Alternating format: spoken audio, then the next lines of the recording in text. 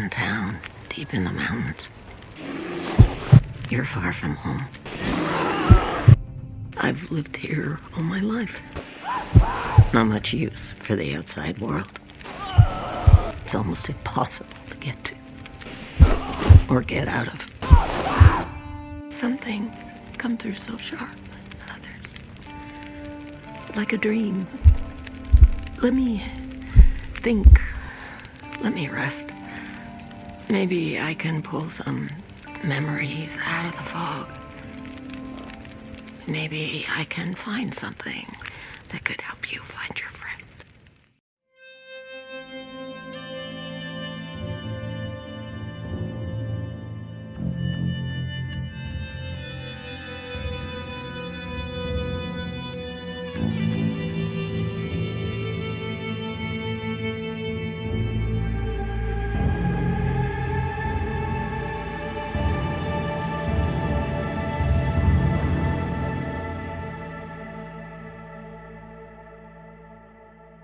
Welcome, everyone, to The Long Dark.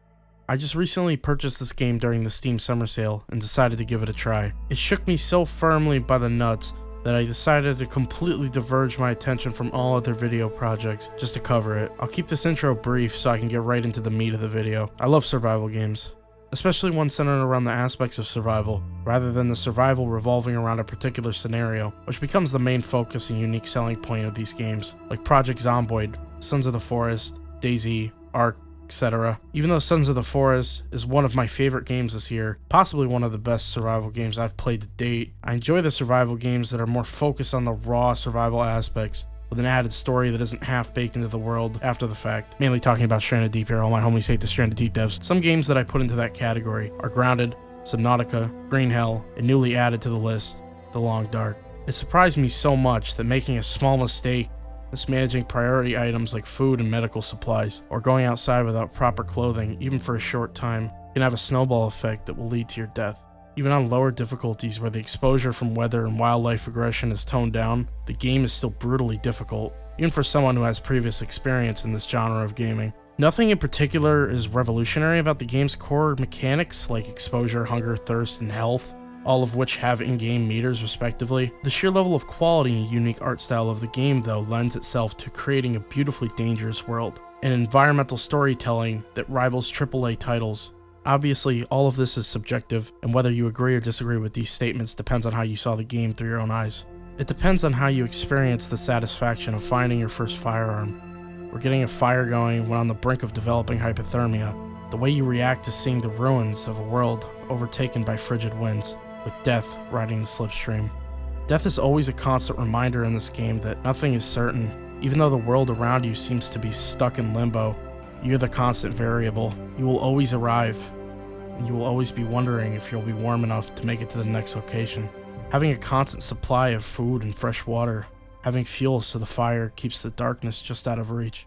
All the while, death watches from the shadows, waiting for you to slip up, to make a mistake, to miscalculate a situation that will surely end in your demise, so that he can reap the rewards of his patience.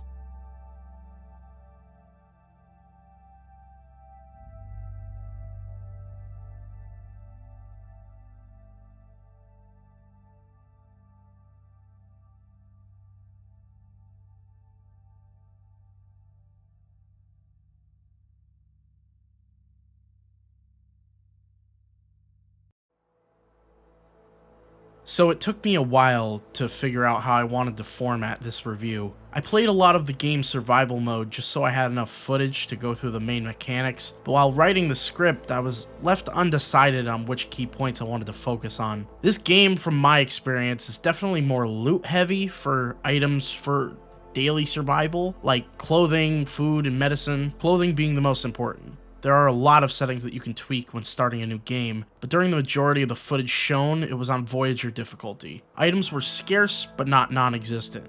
If you looked hard enough, you could find most things to keep you going until you can set up shop in some sort of shelter. The main reason I say survival is based mostly on looting is because a lot of the weapons and clothing you can craft are technically endgame items, give or take a few here and there. It takes a lot of resources to even have the facilities to make most of these, like crafted bows, tools, and clothing made of animal pelts.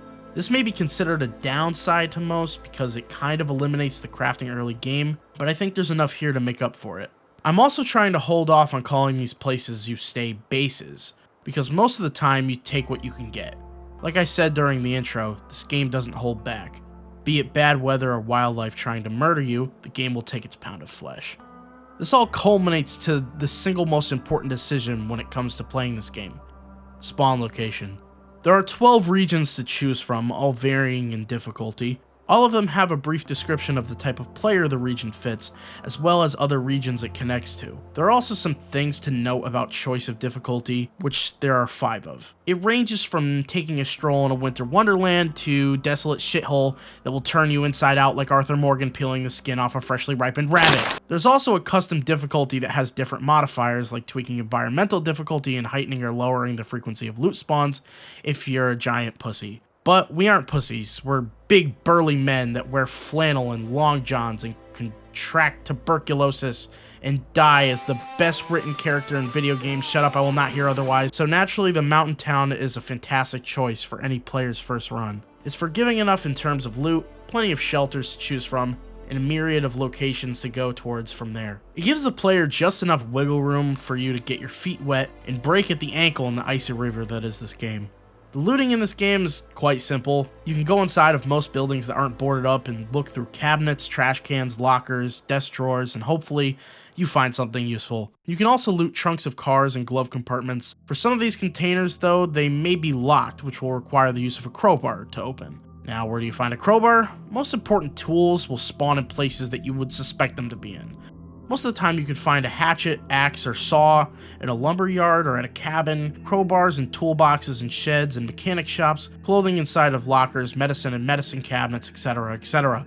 I'm not really going to cover the story mode too much in this review because it's episodic, and I think the best way to experience this game's full breadth is through its survival mode. So back to what I was talking about. This isn't 100% foolproof, as the world around you has likely been this way for a while before you arrived, which means lots of these places have already been looted. Sometimes you could find shelters that have been occupied recently and find a cache of supplies like cabinets stocked with food, warm clothing, and if you're lucky, a gun.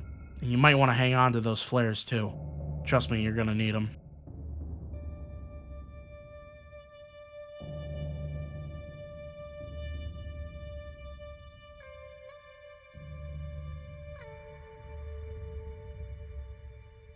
So now that you have some sort of basic idea of what kind of things you'll be gathering in the early game, I think it's time to move on to the real dangers that I've been laying out for you. The weather is something that creeps up on you, similarly to Frostpunk. It also seems like it knows just when to kick up. The weather is dependent on the area. Some of the more difficult regions have more volatile weather. You have an exposure meter that changes depending on the quality and type of clothing you're wearing. If this meter completely depletes, you'll more than likely develop hypothermia. There's an info area for each article of clothing that shows stats provided, like thermal insulation, wind protection, water resistance, armor, and how much the item is degraded. You can layer these articles of clothing to give yourself more protection as you see fit, choosing items that provide more wind resistance over damage protection, etc. If you don't have the proper protection, getting wet or caught in sub-freezing temperatures can and will give you express tickets to the afterlife. The other major stranger danger to watch out for is wildlife. They're packs of wolves that wander the frozen wastes, and they're super eager to turn you into a Scooby snack. There are also bears to watch out for. Even though they're much rarer to come across, don't let their size fool you. They can outrun you. There are also a few types of passive animals like rabbits, squirrels, and deer that roam the woods and snowdrifts, and they can make an easy meal for a hungry survivalist. Like most other survival games, you can harvest your kills, taking the meat, intestines, and pelt. Keep in mind that this process takes a lot of time. It also expends energy and adds a ton of weight to your character, so this may force you to only take the things you need from the animal, then come back later. Keep in mind, if a kill is left out for an extended period of time, it can attract other predators to the area. You yourself will also have a sort of smellometer trademark that will attract unwanted attention from the locals. The last thing I want to discuss in this chapter is a unique event that ties both the weather and wildlife together. The aurora's appearance is a rare and beautiful sight. The colors almost seem to dance across the cold, unforgiving sky. Long dead electronics spring back to working order, breathing some life into the long-forgotten buildings. But this phenomenon comes with a major caveat. Predators will become extremely aggressive and very dangerous during an aurora. They no longer fear flares, campfires, and similar items that normally deter them. Glad that this event doesn't happen so often, not because it's difficult to live through, you can literally stay indoors and sleep that shit off, but more so because of how rare it is. It makes it more of a spectacle when it does happen. It's a very special experience.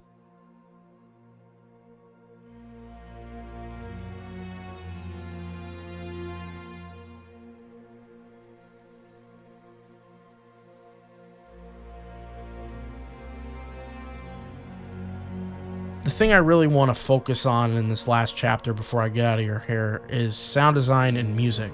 I think these two things are some of the most overlooked points of development for video games, but they are crucial elements to immersion and overall enjoyment in my opinion. Let me just bring up some examples, I guess. Doom Eternal, fantastic game, maybe lacking a bit in the story department with its slightly incoherent ramblings about moth mommies and how Satan is the Doomslayer, but red. But the things that really drove home the experience for me, besides the amazingly well-crafted environments and combat, was the incredible sound design. In that game, if you can recall, when you do a finisher on an enemy, the soundtrack will dynamically drop out, allowing you to really soak up the visceral scene of you pulling a Cacodemon's eye out or slamming a lesser demon's head in, virtually and legally classifying it as a manlet, only to then top it off with one of the best soundtracks in gaming. Praise be Mick Gordon is a fucking legend because of his work on this game. But you can kind of get an idea from this about how vital it is to have really good sound effects and music. The Long Dark has pretty good sound effects. It really excels at environmental and weather sounds like tree branches brushing together, wind howling, snow falling, blizzards and ice crackling and gurgling as you walk over frozen lakes and ponds. Even to an extent, the interior of buildings, which are mostly devoid of sound, tend to have their own unique set of sounds, like hearing the wind whistling through pipes in old factory buildings and houses settling against the harsh weather.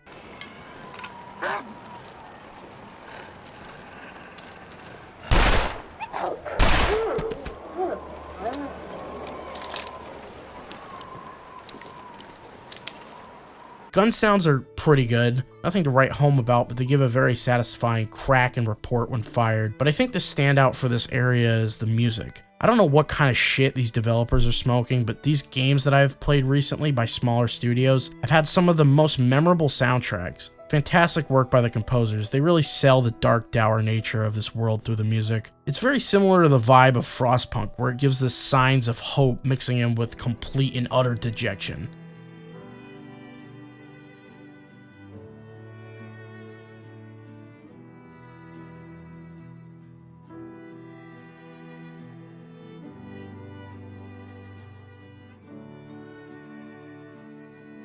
To kind of round things off, I just wanted to give my final thoughts. In my opinion, this game is fantastic. It's a great twist on a kind of dying genre of games that has mostly been dominated in recent years by permanent early access titles and lackluster releases that barely stay afloat with little to no post-launch content. The Long Dark is fairly unique in that respect. Hinterland has released multiple patches, bug fixes, and story expansions like Wintermute and Tales of the Far Territory. And to top that all off, the game clocks in at around $20 by itself.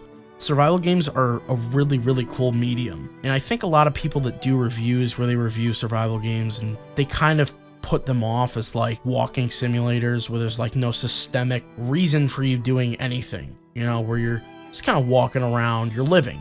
That's a survival game. It's the point. I think it's just an easier way for most video games to like express other portions of game making, like world building, music, sound design, just design in general. I mean, even something I didn't really touch on too much, which was in part my fault because I just forgot it while writing the script, and I'm gonna put it at the end here, but the unique art style I had mentioned at the beginning, it's almost like the game is like painted, like hand painted with like oil paint. It's like Borderlands kind of, where it has this very unique art style, and you could obviously see it from the gameplay that I've been showing throughout the video. It's very unique in that sense that it's one of those games that will kind of hang in your mind after you play it. And like I said before, the story I didn't really focus on. I did play some of it, and it's good enough, I guess, but it's just another way for you to play the survival portion of the game, just with a story to push you to new areas. But yeah, I think that was everything I really wanted to say about this game. Buy it, please. Buy the game. Support the devs. It's fantastic. The soundtrack is great. Really something that stuck out with this game was that and its art style. So this was fun making this video. It's a long time in production. I started in August and I'll more than likely be releasing it on the 11th of November. I don't know if I'll be even leaving any of this in. I'll probably leave it as like a little end thing for people that stayed this long. Thank you for watching this video. This was like a passion project. I'd like to release another video before the end of the year, but it will probably likely be at the beginning of the new year. I'll make a community post about the next video when we get to it. When we start production. So thank you again, everyone, for your time.